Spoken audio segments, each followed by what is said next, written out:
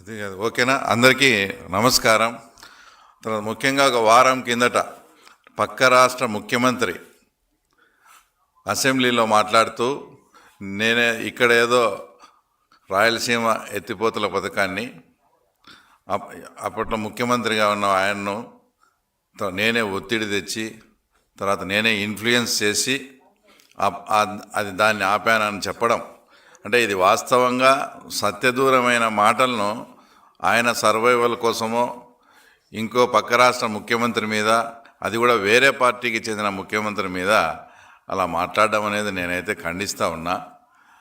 అయితే ఆయన ఒత్తిడి తెచ్చి తర్వాత ఇన్ఫ్లుయెన్స్ చేసిన అని చెప్పడం, తర్వాత దాన్ని చూసి అంటే ఈ గత 1.5 సంవత్సరం నుంచి అంతకుముందు 2 సంవత్సరాల నుంచి నిద్రపోతూ ఉండే ఆ తర్వాత ఈ వైఎస్ఆర్సీపీ నాయకులంతా ఇప్పుడు లేచి ఓ అబ్బా ఇదంతా మీ వల్లనే ఇబ్బంది పడినది, మీ వల్లనే ఆగిపోయిందంట అని ఇప్పుడు లేచి అంతా గగ్గోలు పెట్టడం. అంటే ఇది ఎట్లా ఉందంటే అంటే అంతకుముందు ఒక సామెత ఉన్నది చూడు, ఎద్దు ఈనిందంటే ఘాటికి గట్టే అన్నట్టు. అంటే దాంట్లో నిజానిజాలు కానీ వాస్తవాలు కూడా తెలుసుకోకుండా అసలు అప్పుడు ఆయన మాట్లాడిన వ్యక్తి ముఖ్యమంత్రిగా లేడు. ఎవరైతే నేను ఒత్తిడి తెచ్చినా అని ఆయన మా చంద్రబాబు నాయుడు గారు ముఖ్యమంత్రిగా లేరు. ఇదంతా 2000 ఆ తర్వాత దాని మధ్యలో జరిగింది, అంటే 1924 మధ్యలో జరిగింది ఇదంతా. అప్పటికి ఆయన ముఖ్యమంత్రి కాదు, ఈయన ముఖ్యమంత్రి కాదు. సాక్షాత్తు తెలంగాణ జలవనరుల శాఖ మంత్రి అయినటువంటి హరీష్ రావు గారు అసెంబ్లీలో మేము సుప్రీంకోర్టులో పిటిషన్ వేసినందువల్లనే ఈ రాయలసీమ ఎత్తిపోతల పథకం ఆగిపోయిందని ఆయన అసెంబ్లీ సాక్షిగా కూడా చెప్పినాడు. అంటే ఇన్ని వాస్తవాలు కళ్ళ ఎదుట కనపస్తానే కూడా ఒక లేని దాన్ని పట్టుకొని మా వల్లనే దుష్ప్రచారం చేయడం, ఇదంతా అసలు ఇది ఎట్లుందంటే ఆయన ఏదో మాట్లాడడం, ఇప్పుడే వీళ్ళు ఇన్ని రోజుల నుంచి నిద్రపోతా ఉన్న ఈ నాయకులు ఇప్పుడు అంత గగ్గోలు పెడతా ఉండడం. తర్వాత దీనికి నేను సూటిగా ఒకటే ప్రశ్న అడుగుతాను. ఏదైతే మీరు మమ్మల్ని ఒత్తిడి చేసినారు, మమ్మల్ని ఇన్ఫ్లుయెన్స్ చేసినారని చెప్పుకుంటారు మీరు, దాన్ని చూసి ఇక్కడ గగ్గోలు పెట్టే వీళ్లకు ఇప్పుడు దానికన్నా కూడా ఇప్పుడు ఏదైతే మేము డిజైన్ చేసే పోలవరం మల్లన్న సాగర్ 55,000 కోట్లతో డిపిఆర్ కూడా వచ్చి రెడీ చేసి దానికి కూడా టెండర్లు పిలవడం జరిగింది. ఇదే దాని మీద ఇప్పుడుండే ఆ ముఖ్యమంత్రి గారి ప్రభుత్వమే తర్వాత సుప్రీంకోర్టుకి వెళ్ళింది. ఇది అన్యాయము, మాకు చాలా అన్యాయం జరుగుతుందని. మేము రాష్ట్రానికి దిగువ ప్రాంతంలో ఉన్నాం, అవి ఖచ్చితంగా మిగులు జలాలను వాడుకునే రైటు హక్కు ఉంటుంది కాబట్టి అది మనము న్యాయస్థానంలో కొట్లాడతాం, ఫైట్ చేస్తాం. దానికి తప్పకుండా విత్ పర్మిషన్ తెచ్చుకొని ఆ ప్రాజెక్టు పూర్తి చేసే బాధ్యత తెలుగుదేశం పార్టీ తీసుకుంటుంది.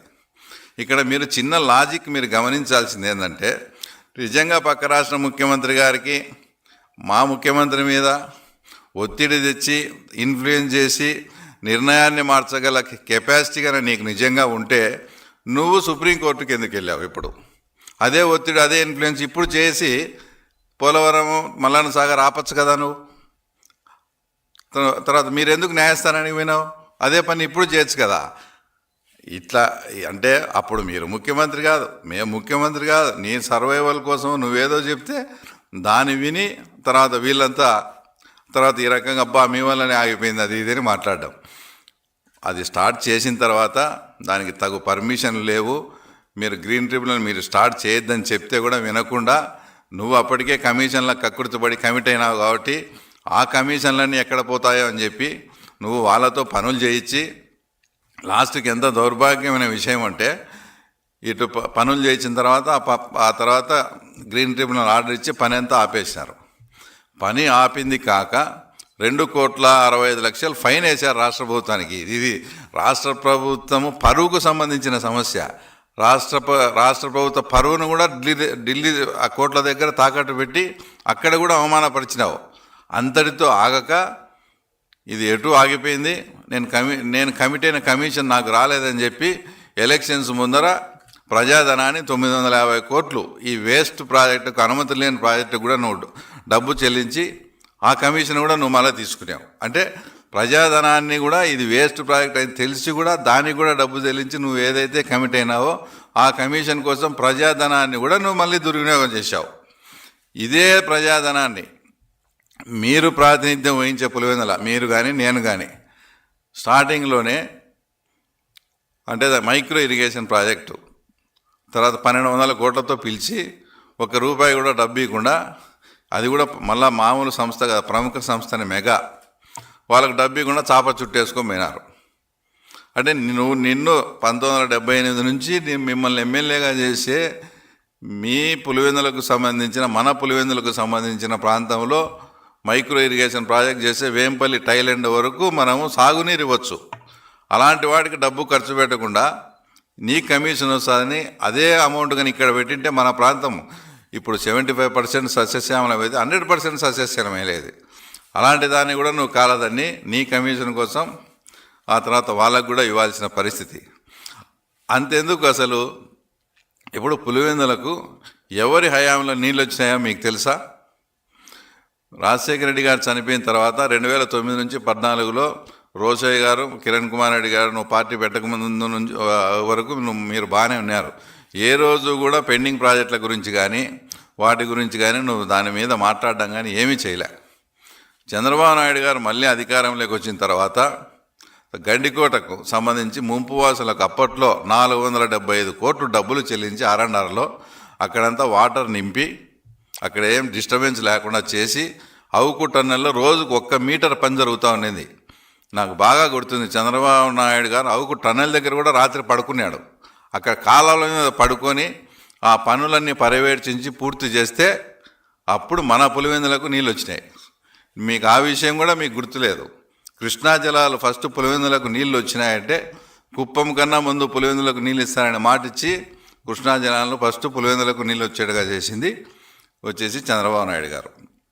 అంతెందుకు, చిన్న విషయం అంటే ఇవన్నీ ఎందుకు చెప్తున్నానంటే, ఇప్పుడు 2 ముఖ్యమంత్రులుగా పనిచేసి పులివెందుల్లో ఇప్పటికీ తాగునీరు సమస్య ఉంటే ఇప్పుడు మన ప్రభుత్వం తెలుగుదేశం పార్టీ ప్రభుత్వం వచ్చిన తర్వాత 175 కోట్లు దానికి వెచ్చించి మొత్తం ప్రతి గ్రామానికి తాగునీటి సమస్య చేసి అది మన ముఖ్యమంత్రి గారి చేతుల మీదుగా తొందరలో శంకుస్థాపన చేస్తూ ఉన్నాం.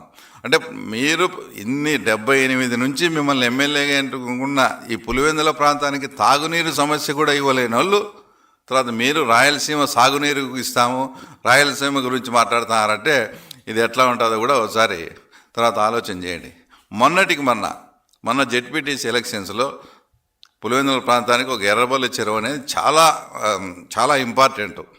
అలాంటి చెరువుకు HNSS నుంచి గ్రావిటీ ద్వారా నీళ్ళు ఇవ్వండి మహాప్రభు అని అక్కడ ఉండే రైతులు అడిగితే పెద్దిరెడ్డి రామచంద్రారెడ్డి వాళ్ళు ఒప్పుకోరు, అవి ఎక్కడికి పోవాలని చెప్పి దాన్ని ఇది చేసినాక నిన్న ఎలక్షన్ సందర్భంగా రైతులు అడిగితే మేము ఆ మాట పూర్తి చేస్తామని తర్వాత ముఖ్యమంత్రి గారి సహకారంతో HNSS ద్వారా ఎర్రబల్లి చెరువు నింపితే ఇప్పుడు వాటర్ ఎక్కువ, అక్కడ ఉండే రైతులు ఇంకా నీళ్లు చాలేండి మహాప్రభు అని మమ్మల్ని అడిగే పరిస్థితి. అంటే అది వచ్చేసి తెలుగుదేశం పార్టీ వచ్చేసి చిత్తశుద్ధి. మీరు పులివెందులకు తర్వాత తాగునీరు ఇవ్వలేకపోయినారు, ఎర్రబల్లి చెరువు నింపితే అంతటి ఇంపార్టెంట్ అయినా అది చేయలేవు. తర్వాత మీరు రాయలసీమ గురించి అసలు ఏదో ఆయనకు అదృష్టం ఉండి వాళ్ళ ఆయన పేరు చెప్పుకొని ముఖ్యమంత్రి అయినాడు తప్ప అతనికి ఇరిగేషన్ మీద ఏమాత్రం అవగాహన లేని అనేదానికి 2-3 ప్రాక్టికల్ ఎగ్జాంపుల్స్ చెప్తాను నేను. ఆయన కొత్తగా ఎంపీ అయినాడు. ఎంపీ అయినాక జిల్లా పరిషత్ మీటింగ్కి పోతా కేసీ కెనాల్ ఇష్యూ ఏదో వస్తే ఆయన కేసీ కెనాల్ అంటే కర్నూలు నుంచి నీళ్లు కడపకు వస్తాయా, కడప నుంచి కర్నూలుకు పోతాయా అని అడిగినాడు. అంటే మినిమం నాలెడ్జ్ కూడా జగన్మోహన్ రెడ్డికి ఇరిగేషన్ పట్ల లేదు. రెండోది ఏంటంటే ఆయన 9 నుంచి 14 ఎంపీగా ఉన్నప్పుడు HLC అంటే తుంగభద్ర హై లెవెల్ కెనాల్ నుంచి మాకు వాటర్ వచ్చేది, కృష్ణా జలాలు రావు. దాని సందర్భంగా కలెక్టర్తో మాట్లాడుతుంటే ఆయన గండికోట నుంచి లిఫ్ట్ చేసి పైడిపాలెంకి వచ్చి పైడిపాలెం నుంచి చిత్రావతికి పోతాయని అడిగినాడు. అంటే మినిమం అది సపరేట్, ఇది పైడిపాలెము అదనంగా 55,000 ఎకరాలు మన పులివెందుల ప్రాంతానికి పాడుతుంది. ఇది దానికి చిత్రావతికి సంబంధం లేదు. గండికోట నుంచి చిత్రావతికి వేరు, గండికోట నుంచి ఈ లిఫ్ట్ వేరు అనే చిన్న తన కాన్స్టిట్యున్సీలో ఉండే ఆ సబ్జెక్టు కూడా ఆయనకు తెలియదు. ఇంకోటి మూడోది ఏంటంటే ఈ పట్టిసీమ అది వచ్చినప్పుడు అవి 2 పెర్రీ దగ్గర కలుస్తాయి. పెర్రీ కింద ప్రాంతంలో ఉంది, మన పోతిరెడ్డిపాడు పైన ఉంది, అక్కడి నుంచి అక్కడికి నీళ్ళు ఎట్లు ఎక్కుతాయి అంటాడు. అంటే నాయనా స్వామి, మనం ఏదైతే శ్రీశైలం నుంచి కృష్ణా డెల్టాకు వాడే నీళ్లు పోలవరం నుంచి వాళ్ళు అక్కడ నుంచి పట్టసీమ ద్వారా చేస్తే ఈ నీళ్లు మనం వాడుకోవచ్చు ఆయన, ఆ నీళ్లు డైరెక్ట్ రావు అని మనం చెప్పాల్సిన పరిస్థితి ఆయనకు. అంటే ఏమాత్రం అవగాహన లేదు. ఏమాత్రమన్నా అవగాహన ఆయనకు ఉండింటే పోలవరం ఆయన హయాంలో 5 నెలల్లో ఎప్పుడో కంప్లీట్ చేసేవాడు. ఎందుకంటే పోలవరం కంప్లీట్ అయితే ఫస్ట్ బెనిఫిట్ అయ్యేది రాయలసీమ, నెక్స్ట్ ఉత్తరాంధ్ర. ఎందుకంటే కృష్ణా డెల్టా ప్రాంతానికి సమృద్ధిగా శ్రీశైలం నుంచి పోవాల్సిన పని లేదు. అప్పుడు శ్రీశైలంలో ఉండే వాటర్ అంతా కూడా మనము తర్వాత వచ్చి రాయలసీమకు ఉపయోగించుకోవచ్చు. అట్లా ఏమాత్రం ఇరిగేషన్ పట్ల ఆయనకు మినిమం నాలెడ్జ్ కానీ తర్వాత అవగాహన కానీ లేదు. ఈ రకంగా ఆయన లేకుండా అనుమతులు లేని దాన్ని తీసుకొచ్చి దాన్ని పెట్టి భవిష్యత్తులో ఏదైనా నిజంగా మనకు అది ఉపయోగమా కాదా అనేది పక్కన పెడితే ఒక మంచి ఆపర్చునిటీని కూడా మీ చేతగానితనం వల్ల తర్వాత మీ వల్ల మొత్తం ఇచ్చేసినారు. అసలు మాట్లాడితే ఇప్పుడు ఇవన్నీ కూడా రాయలసీమలో ఉండే ప్రాజెక్టులు అన్నీ కూడా డిజైన్ చేసింది ఇప్పుడు హెచ్ఎన్ఎస్ఎస్, జిఎన్ఎస్ఎస్ వాటి మీద ఆధారపడి ఉన్నాయి. అవి ఎవరు, వాటి స్ఫూర్తిదాత ఎవరు? తారకరత్న మన రామారావు గారు. అంటే తెలుగుదేశం పార్టీ రాయలసీమకి ఏదన్నా చేసిందంటే తెలుగుదేశం పార్టీ చేసింది. ఈ మొత్తం ఈ డిజైన్ అంతా చేసిందంతా కూడా అప్పట్లో ఎన్టీ రామారావు గారు చేయకపోతే అసలు ఆ పరిస్థితి లేదు, గండికోట లేదు, ఏం లేదు. అంటే ఇంత చిత్తశుద్ధిగా తెలుగుదేశం పార్టీ రాయలసీమ పట్ల ఉంది. ఇప్పుడు ఆర్టీపీపీ ఏది ముద్దును, అది ఎవరి హయాంలో వచ్చింది? ఎన్టీ రామారావు గారి హయాంలో అతను ఆర్టీపీపీ వచ్చింది. నీ సొంత జిల్లా, నువ్వు ఏదేదో మాట్లాడుతున్నావు. ఇప్పుడు స్టీల్ ప్లాంట్ 5 ఏళ్లలో నువ్వు ఎందుకు కట్టలేకపోయినావు? ఇప్పుడు మేము కాంపౌండ్ వాళ్ళు కూడా స్టార్ట్ అయింది. ఈ 3.5 సంవత్సరంలో స్టీల్ ప్లాంట్ కట్టి చూపిస్తాం మేము తెలుగుదేశం పార్టీ వాళ్ళం. అది మాకు రాయలసీమ పట్ల ఉండే చిత్తశుద్ధి. హైకోర్టులో బెంచ్ ఏది కర్నూలులో, అది కూడా చేస్తామన్నాం. తప్పకుండా ఈ రకంగా రాయలసీమ పట్ల చెప్పుకుంటూ పోతే మాకు చిత్తశుద్ధి ఉంది. కానీ ఎవరో పక్క రాష్ట్ర ముఖ్యమంత్రి ఏదో అన్నాడని దాని అడ్డం పెట్టుకొని దాని ఇష్యూ చేసి దాన్ని చేయాలంటే రాష్ట్ర ప్రజలు అంతా ఆలోచిస్తూ ఉన్నారు. ఇంకో విషయం, మొన్న కడపలో డీడీఆర్సీ మీటింగ్ జరిగింది. డీడీఆర్సీ అంటే డిస్ట్రిక్ట్ డెవలప్మెంట్ రివ్యూ కమిటీ. అక్కడ వచ్చేసి ఈయన గారి ప్రియ తమ్ముడు వచ్చేసి అవినాష్ రెడ్డి అక్కడ డిక్లరేషన్ ఇవ్వాలంట, దీని మీద స్టాండ్ చెప్పాలంట. అసలు ఆ మీటింగ్ ఏంది, మీరు మాట్లాడేది ఏంది? మీకు జిల్లా అభివృద్ధి పట్ల చిత్తశుద్ధి ఉన్న వాళ్ళు ఎవరంగా ఈ రకంగా మాట్లాడతారా? అదే అని ఇన్ఛార్జి మంత్రి కానీ కలెక్టర్ను రాయలసీమ ఎత్తిపోతల దాని మీద స్టాండ్ చెప్పమంటాడు. అది స్టాండ్ చెప్పాల్సింది మీ అన్న అసెంబ్లీకి వస్తే అది ముఖ్యమంత్రి గారో జలవనరుల శాఖ మంత్రో చెప్తారు. అసెంబ్లీకి వచ్చే ధైర్యం లేదు కానీ మీకు అక్కడికి వచ్చి ఒక జిల్లాకు సంబంధించిన దాంట్లో మీరు రాయలసీమ అది అంటే ఏ సమస్య ఎక్కడ ప్రస్తావించాలనో తెలియకుండా ఊరికి ఒక మంచి ఆపర్చునిటీ వచ్చిన దాన్ని ఆ సమావేశాన్ని అల్లరబట్టేయాలనే ఉద్దేశంతో వచ్చి ఆ సమావేశాన్ని బహిష్కరించిపోతారు. ఏమంటే నా కాడ లోపలికి వెళ్ళే అవకాశం లేదు కాబట్టి నేను బయట ఉండి చూస్తూ ఉన్నాయి. ఇదంతా నాకు అవకాశం ఉంటే నేను కూడా తీవ్రంగా ఖండించి చేసేవాని.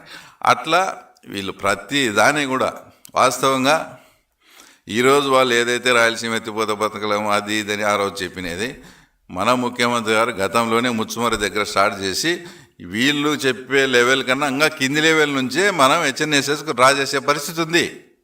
కానీ అదే కనుక కంటిన్యూ చేస్తే ఏదైతే అమరావతి కంటిన్యూ చేస్తే ఎల్లకాలము చంద్రబాబు నాయుడు గారి పేరు వస్తుందనే దురుద్దేశంతో అమరావతిని ఎట్లా నాశనం చేశామో అదే రకంగా చంద్రబాబు నాయుడు గారికి నాశనం వస్తుందని ఇంకో చోట పెట్టి దానికి నీకు అది లేక అనుమతులు తెచ్చుకునే కెపాసిటీ లేక ఇంకోటి లేక ఒక మంచి అవకాశాన్ని అయితే నువ్వు 100% చెడగొట్టావు. ఇంకా మాట్లాడతాడు ఏందో క్రెడిట్ చోరీ. గత 5 సంవత్సరాల్లో రాష్ట్రాన్నే చోరీ చేసి రాష్ట్రాన్నే లూటీ చేసిన వ్యక్తి ఈరోజు క్రెడిట్ చోరీ గురించి మాట్లాడతాడు. తర్వాత రిషికొండలో నువ్వు కట్టిన ప్యాలెస్ మీద ఉండే శ్రద్ధ 50% ఉన్నా కూడా భోగాపురం ఎయిర్పోర్ట్ ఎప్పుడూ కంప్లీట్ అయ్యేది, దాన్ని కూడా నేనే చేశామని ఈయన క్రెడిట్ చోరీ చెప్తా మాట్లాడతాడు. భోగాపురం ఎయిర్పోర్ట్ అనేది ఎట్లొచ్చింది, ఎవరి హయాంలో స్టార్ట్ అవుతుంది? నీకు ఆ రిషికొండ ప్యాలెస్ మీద ఉండే శ్రద్ధలో 50% చేసినా కూడా భోగాపురం ఎయిర్పోర్ట్ అయ్యేది. అప్పుల గురించి మాట్లాడతావు. అసలు అప్పులు లిక్కర్ మీద 20 ఏళ్ళ తర్వాత వచ్చే ఆదాయాన్ని కూడా తాకట్టు పెట్టి అప్పులు తెచ్చిన వ్యక్తి నువ్వు. అలాంటి వ్యక్తి నువ్వు ఈరోజు అప్పుల గురించి మాట్లాడతావు. ఇలా చెప్పుకుంటూ పోతే అనేకం ఉన్నాయి. నేను చివరిగా ఈ మీడియా సందర్భంగా మిమ్మల్ని ఒకటే సూటిగా ప్రశ్నిస్తాను.